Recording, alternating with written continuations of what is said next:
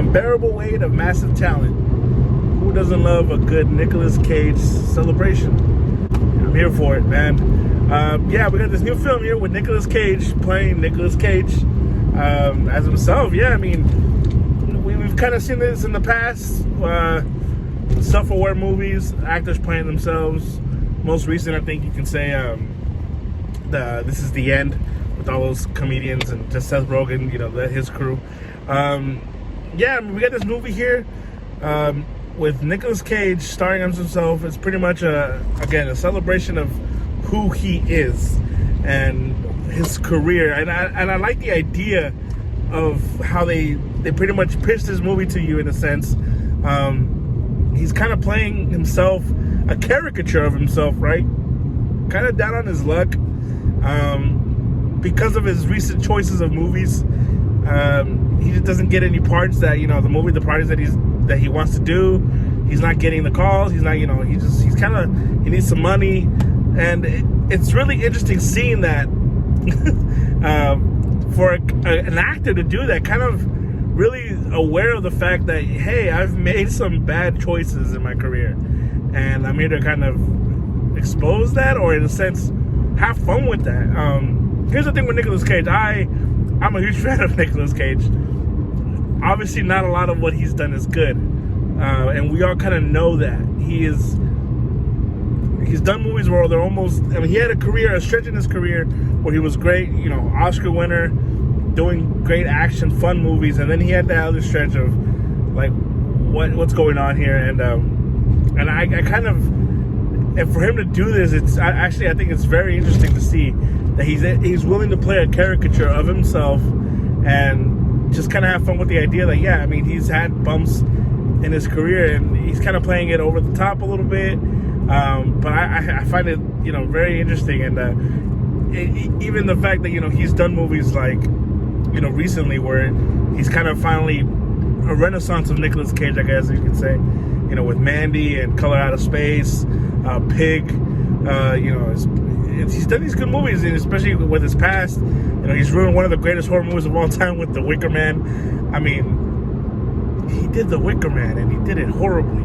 So I really like this idea of him doing this for this movie here, and essentially the plot is he gets paid about $1 million, something like that, to go hang out with this super crazy fan in Spain, played by Pedro Pascal, and yeah, he gets paid just to hang out with him, kind of talk to him and this and that, while Pedro Pascal's trying to get him a script for him to be in, to make a movie together or whatever. The CIA or the FBI, I guess, catch wind of this, and they realize, hey, we can kind of use Nicolas Cage here to kind of spy on Pedro Pascal, because Pedro Pascal is apparently the leader of this huge drug cartel or whatever that's in Spain.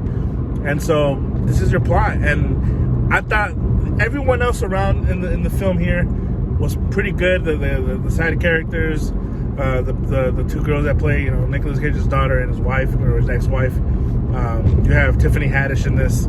Well, it's kind of interesting, the character that she plays. She's usually comedic actors, and here she's actually kind of pretty down the middle. She has her moments here and there, but okay, that's what I kind of wanted to go with this. Those other actors in this film never take over the idea of, this is a Nicolas Cage film, a celebration of his career, and we are celebrating his career through this guy played by Pedro Pascal and his fandom over Nicolas Cage, and their relationship and their chemistry is front and center, and is probably some of the best chemistry between two characters that you'll ever see in a movie, this year at least.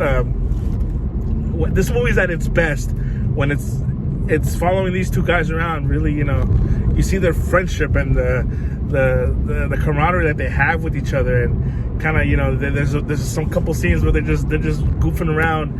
They go on an LSD trip. It's some of the funniest stuff that you'll see. And then obviously eventually this movie turns into the latter half of it into an action movie, which they even allude to it in the film here. They say, they kind of poke fun at that, how Nicolas Cage movies turn into these crazy action-packed movies at the end. That's what this movie does, and it really does turn into that. And yeah, I mean, I thought they did a good job of pointing that out. And honestly, my favorite parts of the movie were before those the action scenes in the end. Even though, I know that's where the movie was going, and we knew that was going to happen. We knew this movie had to have those climactic scenes.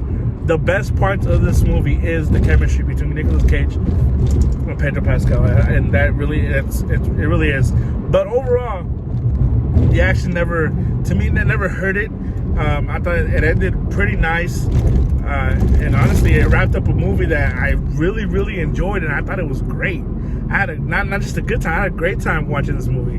It's one of the funnest experiences that I've had so far in the theaters. It's a fun, silly movie. It's just a great time. It's good enough, honestly, to really push it for me for about a 9 out of 10. And again, I don't like rating movies, but this is a scale here that's a little different. I feel like there's some moments in this where, yes, it's over the top, it's cheesy, it could be at times corny. It's a Nicolas Cage film, but that's not what I'm rating this out of in this film. I'm rating this simply of entertainment, and did I have fun with this movie? I can shut my brain off in this film and just watch it for what it is, and as a celebration of Nicolas Cage. And yeah, I had fun with this movie for sure.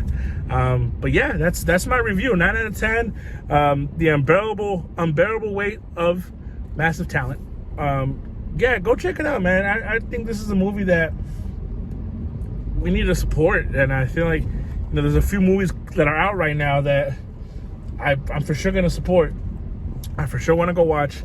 You have this one, you have Northman, you have Everything Everywhere All at Once. All these movies that are independent, or not so much independent, but they're not these big studio films.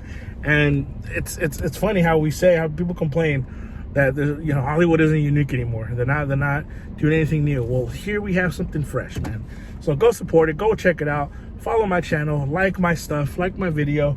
Support your boy. Comment. Do whatever you got to do. If my opinion sucks, let me know. Thanks, man.